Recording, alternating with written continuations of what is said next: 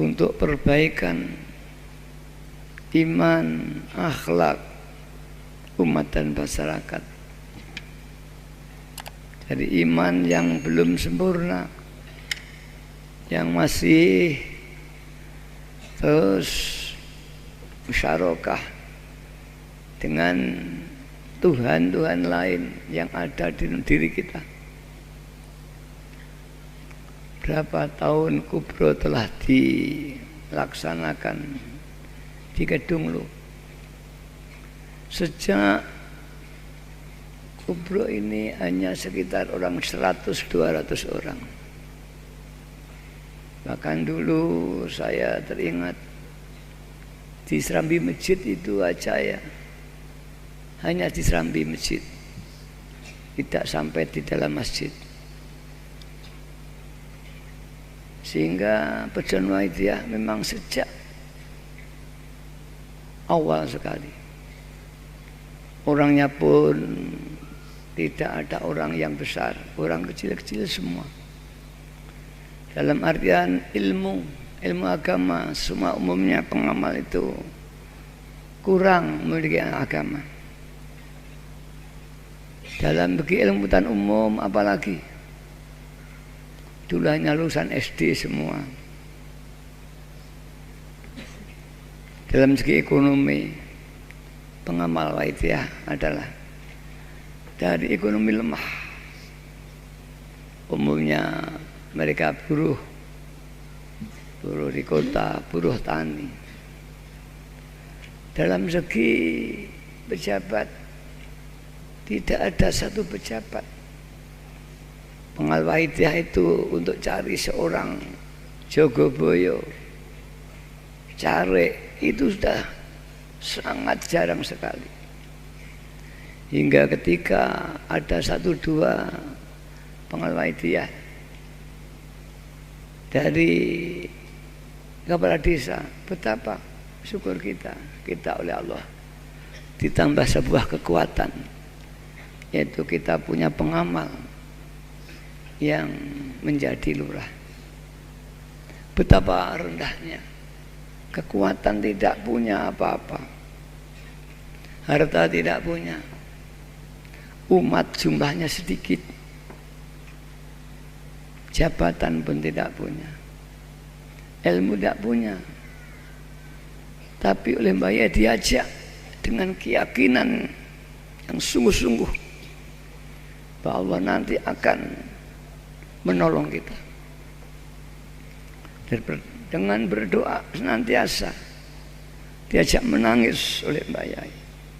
Hanya tangis kita kepada Allah itulah satu-satu yang kita miliki dalam perjuangan. Dan rasa menggantungkan diri kita kepada Allah dan Rasulullah sallallahu alaihi wasallam, itulah satu-satunya modal. Mbah Yai mengajak riyadhah para pengamal Wahidiyah. Maka tidak sedikit pengamal dari daerah-daerah dulu riyadhah ngebleng Islam Mbah Yai di Kedunglu ini berhari-hari sampai 40 hari, bahkan ada yang sampai bulanan, tahunan riyadhah di Kedunglu ini. Itulah yang dimiliki Perjuangan Wahidiyah karena serba kurang dalam segala bidang. Tapi para hadirat, justru dalam kekurangan itulah manusia tidak pernah membanggakan apa-apa. Membanggakan ilmu tidak punya, membanggakan jabatan dia pun orang kecil, membanggakan harta dia pun orang melarat. Justru itulah pengamal Wahidiyah, tidak ada yang merasa memiliki kekuatan apa-apa, sehingga terus menangis kepada Allah SWT.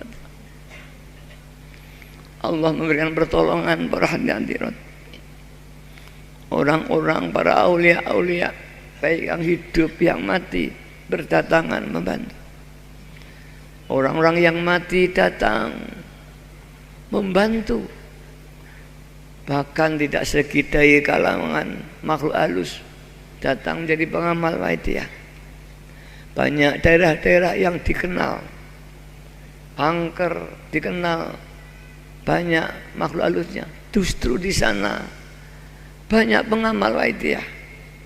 Tidak sedikit orang yang mendengar bahwa di daerah itu kalau malam terdengar suara gemuruh orang bermujahadah, ternyata itu makhluk halus. Tidak sedikit di kubro begini ini dulu berdatangan makhluk-makhluk halus pengamal waidiyah yang konon itu namanya jin dari Jepang, dari Madura, datang hadir bersama-sama pengamal di tengah-tengah kubro. Bahkan ada salah satu jin dari Sumeneb kalau nggak keliru, itu kawin dengan salah satu ya pengamal sholat waidiyah. Sering datang bersama suaminya, dan dia mengatakan setara gubernur pangkatnya. Juga datang para jin dari Jepang, sehingga pada satu saat ada peristiwa, yaitu ada al-masyhur Gus Umar Faruk Mojokerto. Ini masyhur aulia. Dia juga mengamal, orangnya halus, hampir sama dengan Mbah Yai Majid. Satu saat dia kubro ini tidak bisa hadir, entah karena sesuatu hal. Kemudian dia tidak hadir. Satu saat pas kubro itu pulang, tahu-tahu rumahnya didatangi mobil Mercy, ada lebih daripada 5 dan tanpa plat nomor semua. Kemudian ngetok pintu, tahu-tahu sudah ada di dalam rumah tanpa dibuka oleh Kiai Umar Faruk. Kemudian ditanya, "Saman dari mana?" "Saya dari Mujadah Kubro di Kedung Lu. Saya melihat Saman tidak hadir di Kedung Lu, maka saya mampir ke sini. Saya adalah jin dari Jepang." Kemudian berkata, kalau manusia sudah tidak siap lagi berjuang, tidak mau lagi untuk menyiarkan waidiyah, semua pengamal jin siap untuk menyiarkan waidiyah. Ini pernyataan, dan tidak sedikit para makhluk halus dan nanti para pengamal yang tidak sakit, pura-pura sakit. Ini bagian saya, termasuk sampean, begitu kan. Terus Gus Umar takut ya. Akhirnya besoknya sowan Mbah Yai Majid, minta maaf, saya diancam jin dari Jepang. Mbah Majid mengatakan, ya itu jin saja, nggak usah takut, kita tawakal saja. Dan ini hanya sebuah peringatan saja, Gus Umar. Ini sering didawuhkan Mbah Yai pula, bahwa jika manusia sudah tidak siap menyiarkan waidiyah, makhluk halus semua siap untuk menyiarkan waidiyah. Para bapak, para ibu, sebagai zaman Rasulullah SAW, tidak sedikit dari jin yang akhirnya amanu, iman kepada Allah dan Rasulnya, sehingga ada masyhur masjid jin ya di Madinah, di Mekah. Disitulah Rasulullah ketika dakwah, ada rombongan jin datang minta dibiat Rasulullah, yaitu iman kepada Allah dan Rasulnya.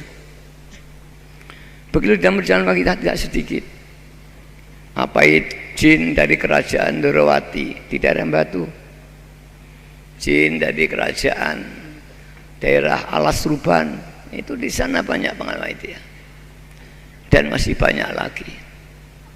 Bahkan ketika saya ke Banyuwangi kemarin, dalam perjalanan saya, insya Allah dari transit ke rumah adik saya berkata, di sini ada pengamal waidiyah. Saya mendengar ada tasawuan menyambut saya, tapi orang tidak ada. Ini ada pengamal jin di sini, saya katakan. banyak sekali. Mungkin jumlahnya manusia kalah dengan jumlah jin. Para hadirin, mari, apakah kita sudah tidak sanggup lagi dalam perjuangan ini? Sejak dulu kala makhluk halus ingin siap menggantikan manusia untuk berjuang. Para bapak, para ibu yang hormat, mari kita mumpung masih ada kesempatan ini, kita bangkit. Kita diberi kesempatan oleh Allah dan Rasulullah SAW. Begitulah, jika kita dengan satu perasaan yang lemah, dhaif, penuh penyesalan, penuh tawakal, maka Allah akan memberi pertolongan. Tapi mengapa kita sekarang justru setelah menjadi besar, pengamalnya jutaan, tersebar di seluruh tanah air, bahkan sampai di negeri-negeri luar. Di Malaysia aja kita bentuk PW Malaysia, di Brunei Darussalam sudah kita bentuk,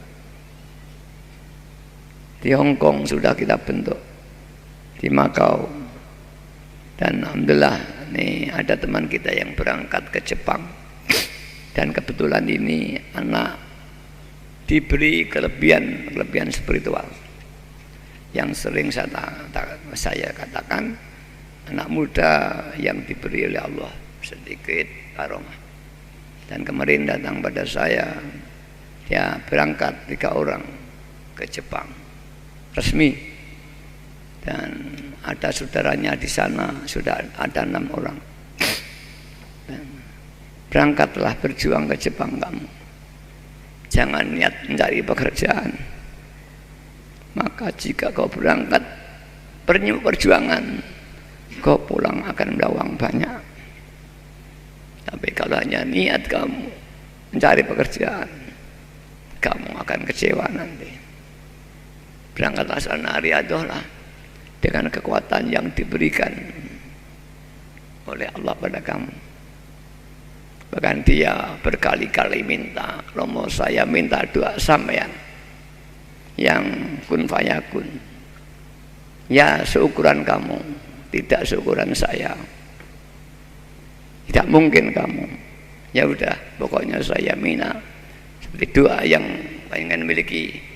Allahumma ya tajallani bi iradatika wa qudratika wa haulika wa quwwatika wa qahrika. Innama amru ila syai'an ayyakul kun fayakun. Ini Pak, insyaallah lagi pempeng akan ditajalli dengan koharnya Allah, tajalli dengan iradahnya Allah, ditajalli dengan kekuatan Allah, haulnya Allah. Dan jika sudah tajalli itu, maka akan diberi kun apapun yang kita inginkan, Allah akan memberikan. Tentunya sesuai dengan ukuran kita masing-masing, ukuran jahadu kita, ukuran riyadhah. Dan ini udah berapa kali saya matur Rasulullah, saya menghanturkan doa yang saya ta'alif ini. Maka tapi ingat doa ini nanti jika salah gunakan luntur. Seorang mu'alif doa ini biasa pakai angger-angger. Aneh, angger-angger jika dilanggar luntur doa itu. Doa ini hanya untuk perjuangan Allah. Tidak sekedar ngindukun, tidak boleh saya. Yang mudah-mudahan kau ke Jepang nanti diberi. Berangkatlah yang mudah-mudahan tidak akan lagi Jepang nanti. Akan. Setelah besar seperti kita ini, mengapa justru kita kurang diijabahi? Karena rasa tawakal kita kurang pada Allah. Jika kita membanggakan dengan diri kita, maka Allah akan wakalahu, akan menyerahkan urusan kita kepada nafsu kita, dan Allah akan cuci tangan. Ini dikikam.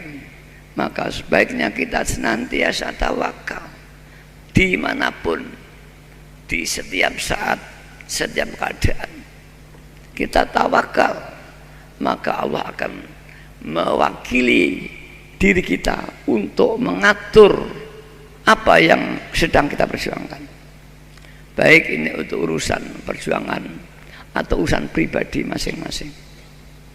Tawakal adalah suatu senjata yang paling utama. Tanpa tawakal doa kita tidak akan ada. Bahkan kalau perlu tanpa doa, dengan tawakal itu saja Allah akan memberikan pada kita. Dan walaupun dengan doa yang tidak ada tawakal, sulit untuk diterima, bahkan ditolak. Jadi berdoa itu harus ada tawakal. Diserai tadzuru di hadapan Allah. Maka didawukan iqbalu Allah bisyiddati dzulli wal ingkis. Kalau menghadap kepada Allah harus dengan sungguh-sungguh merasa hina, zalim, nelongso. Tanpa ada rasa itu doanya tidak akan diterima. Ma'atabarri anil quwwah, dan tidak merasa punya kekuatan apa-apa.